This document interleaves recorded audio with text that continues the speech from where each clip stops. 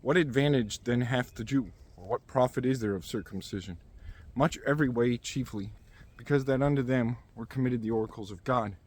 For what if some did not believe? Shall their unbelief make the faith of God without effect?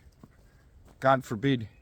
Yea, let God be true, but every man a liar, as it is written, that thou mightest be justified in thy sayings, and mightest overcome when thou art judged. But if our unrighteousness commend the righteousness of God, what shall we say? Is God unrighteous, who taketh vengeance? I speak as a man. God forbid, for then how shall God judge the world?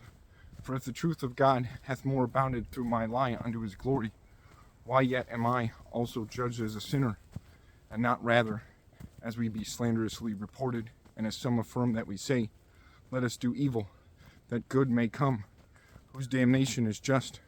What then? Are we better than they? No, in no wise. For we have before proved both Jew and Gentiles, that they are all under sin, as it is written, there is none righteous, no, not one. There is none that understandeth, there is none that seeketh after God.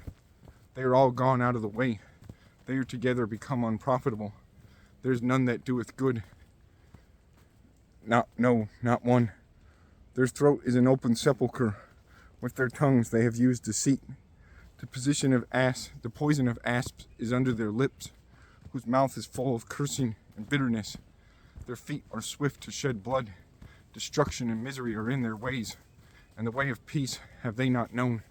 There is no fear of God before their eyes. Now we know that what things soever the law saith, it saith to them who are under the law, that every mouth may be stopped, and all the world may become guilty before God. Therefore, by the deeds of the law, there shall no flesh be justified in his sight, for by the law is the knowledge of sin. But now the righteousness of God, without the law, is manifested, being witnessed by the law and the prophets, even the righteousness of God, which is by faith of Jesus Christ, unto all and upon all them that believe, for there is no difference.